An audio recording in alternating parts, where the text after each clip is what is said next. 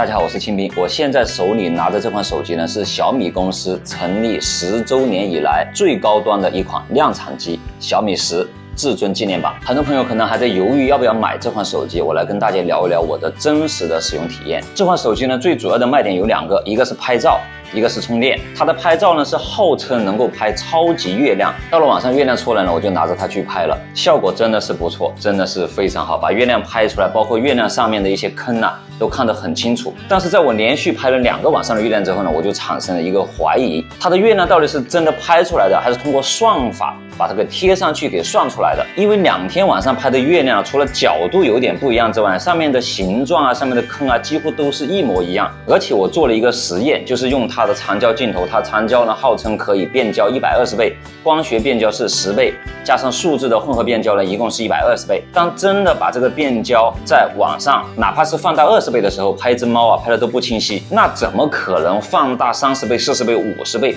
去拍月亮，把月亮拍清晰呢？我就在想，是不是有作弊？因为曾经也有一款手机其实是做过弊的，而且是雷军啊，他亲自去在他的发布会上揭露了这某款手机的作弊的情况。他讲的就是华为啊，说华为拍的月亮实际上是贴上去的一个月亮。那小米会不会这么干呢？比方讲，他首先已经把每个月不同时间的月亮已经给拍好了。当你拍月亮的时候呢，只要你对住这个月亮，然后他通过计算算出这个月亮的位置，然后呢，把他自己拍的月亮给贴上去。于是我又做了一个实验，就是用它这个超级月亮的功能啊，来拍远处的灯箱。然后我发现灯箱真的能够拍得很清楚。当把倍数放到足够大的时候，它会把那些噪点啊抑制得非常好。于是只要每天晚上天晴，只要有月亮出现了，我都会去拍。终于有一天，月亮不是白色了，变成一个黄黄的月亮。这个时候我想，如果我去拍出来的月亮呢是白色的话，肯定证明它是造假的。而实际上我去拍的时候呢，它真的拍出来黄色的月亮，而且跟我看到的月亮呢是非常非常一致的。在我把我拍的月亮发给朋友分享的时候，我就发现，哪怕发送原图，它的像素也是很低，照片的大小呢只有200多K。要知道这是4800万像素的一个镜头，如果像素全开的话呢，拍一个7、8兆、10几兆的照片呢，根本就不是问题。但是实际上1兆的一半都不到，只有200多K。我想呢，这就是小米现在它算法厉害的一个地方，也是折中的一个地方，就是把那么多的像素，它要经过一个精细的计算。当你拍月亮的时候，或者拍远处的灯箱的时候，它把所有的那些噪点啊，通通都要给去掉，留下清晰的部分。这样子呢，整个照片的像素呢就会大幅度的降低。当然，保存的照片呢够清晰、够漂亮，虽然不能用于打印，但是自己在手机上来看，或者发个朋友圈，或者发给朋友分享，已经足够了。虽然说这款相机的长焦是可以做到120倍的变焦，但是当你打开超级月亮模式的时候呢，它最多只能做到60倍的变焦。那我也相信，当打开超级月亮的时候，实际上呢，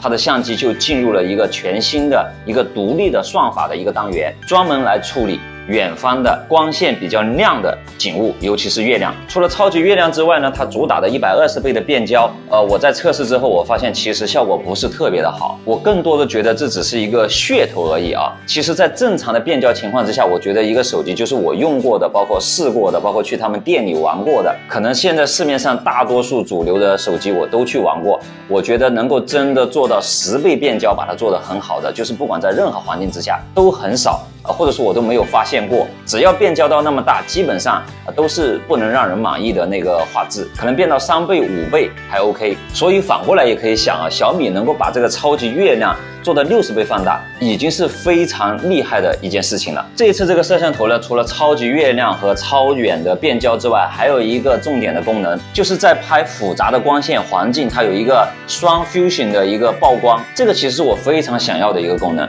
但是在实际的测试当中，我发现这个功能现在并不完善。实际上在晚上我去拍啊，因为为了拍出同样有高光跟暗光，看到处理的情况怎么样，我发现呢，它有故意把那个白平衡或者把曝光调高的一个情况，这样子呢，一些暗部的细节是显示出来了，但是高光的地方呢，还是过曝的情况比较严重，甚至比不过我去年11月份买的1+7T Pro。当然我相信这个不是硬件的问题，小米通过软件升级之后肯定是能够解决这个问题的，因为它在硬件的这个素质上面呢，硬实力呢是超越去年几乎所有的旗舰机的。所以我想小米可能送去 DXO 做评测的时候呢，它相机的调教跟现在我们拿到量产机的调教呢是有一些不一样的，可能有一些调教呢还没有大规模的把它真正升级出来，推送到我们现在拿到量产机上面。这一次的影像系统呢，除了拍照之外，还有一个好用的地方，就是当拍视频的时候可以前置跟后置同时打开。如果有人要买这款手机做 Vlog 做采访的话，我想这个功能是非常好的。至于别的一些拍照，什么微距什么人像什么广角我觉得这都不用讲，都是一个正常的旗舰机的水准，是现在所有旗舰机里面最高的那一个水准层次之一。好，讲完了拍照了，我们讲一下它的充电。它的充电真的是我是超级喜欢。23分钟就可以从0%充到100%。当然100%不是指充满这是手机充电现在一个非常让人困惑的一个概念100%不是充满，通常呢就是充到100%之后呢，还要再充个几分钟，逐渐的，然后它再表示充满了。这可能是电池它自身的一个算法，就对电量的算法的一个因素导致的。所有的手机、平板、电脑都有这个问题。但不管怎么样吧，100%也就差不多就是充满了。23分钟充到100%已经很快了。它采用的其实里面是2块电池，等于是2块电池插上之后同时在充电，所以才能够达到这么快的一个速度。4500毫安的电池，23分钟能够充到100%。我之前用的是1+7T Pro 它充满电大概是60多分钟的时间，从60多分钟说到30分钟以内，真的是一个非常大的质的一个飞跃。那个时候60多分钟充满，我已经觉得很快了。如果说一个60多分钟能够充满的手机，你在平常的使用当中呢，感觉不用怎么等待，或者说只是很少量的等待就可以了。那么当这个充电速度达到23分钟的时候，你几乎就感觉不到等待了，因为我们很少说把它的电耗干了再来充电，基本上都是有些电甚至20%、30%、30%，有空就充了。这时候你只要把电插上，刷个牙，上个厕所，或者随便起来站起来活动活动，或者随便泡杯茶喝，很快它就已经回血到80%几、90%几，甚至100%了，几乎就是零等待。它的无线快充呢，如果买它199的那个55瓦的快充充电器呢，可以40多分钟把它充到100%。但是我没有买那个充电器，也没有试过，因为当你有了23分钟就能够充满电的时候，干嘛还要去用那个40多分钟才能充满的呢？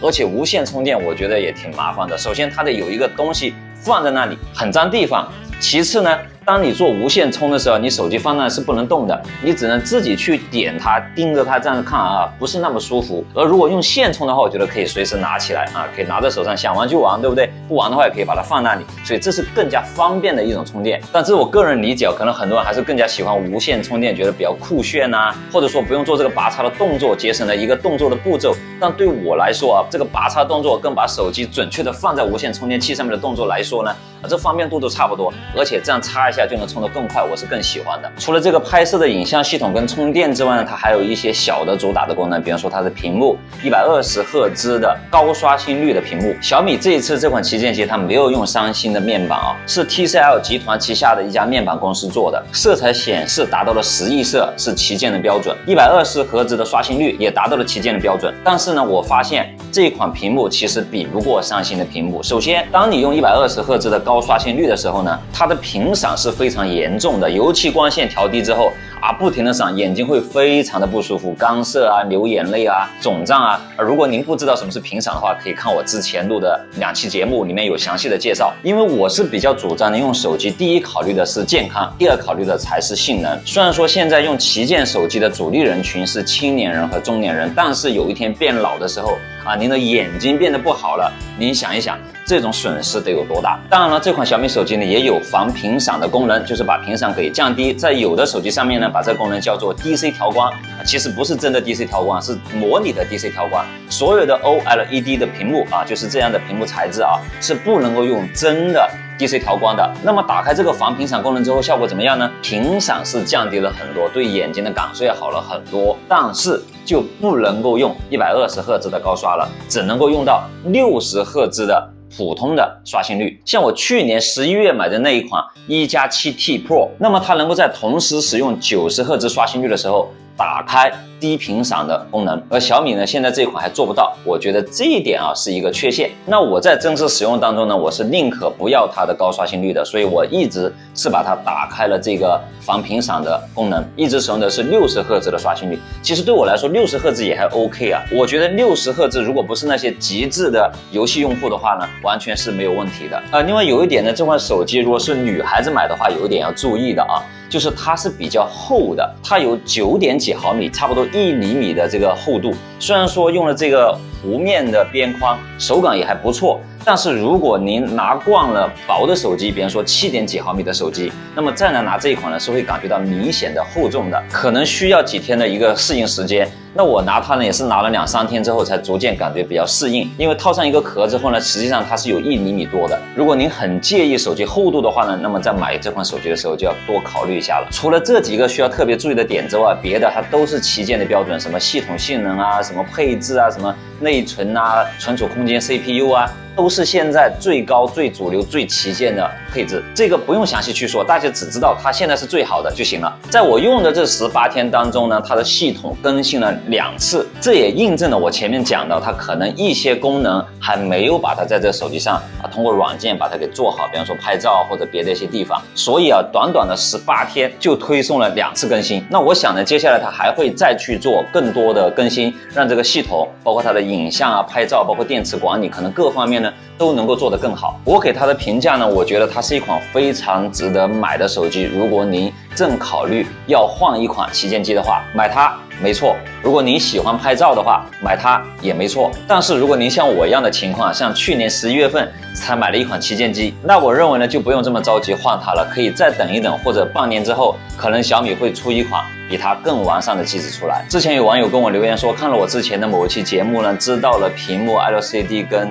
OLED 之间的差别，怎么样会不伤眼睛，终于找到了答案，给了他很多帮助。那我也非常感谢这位网友的留言的支持。其实我这是一款聊健康的节目，所以我聊这些我比较喜欢的电子产品呢，我也是从健康的角度去看待它。一个是保护眼睛，让身体健康；一个是使用体验，让心情愉快。所以呢，我做的也比较慢，我没有拿到它第一天，然后就去拍几个照片啊，然后就马上说做一个评测如何如何。所以可能别人的很多节目都已经做出来了，知道吧？大家都看过了，然后可能对我的节目呢又没有那么多的兴趣了。但我还是坚持这个风格吧。我觉得真实的体验跟数据的对比是2个不同的概念。既然人家已经做了那些数据的对比，已经有人那么多优秀的人，那么多优秀的节目做了那方面的东西了，那我就不去凑这个热闹了。我希望能够从健康的和真实体验的角度呢，能够给大家选手机、买手机提供一些有价值的参考。欢迎订阅我的频道，也感谢您点赞转发。我们下个视频再见。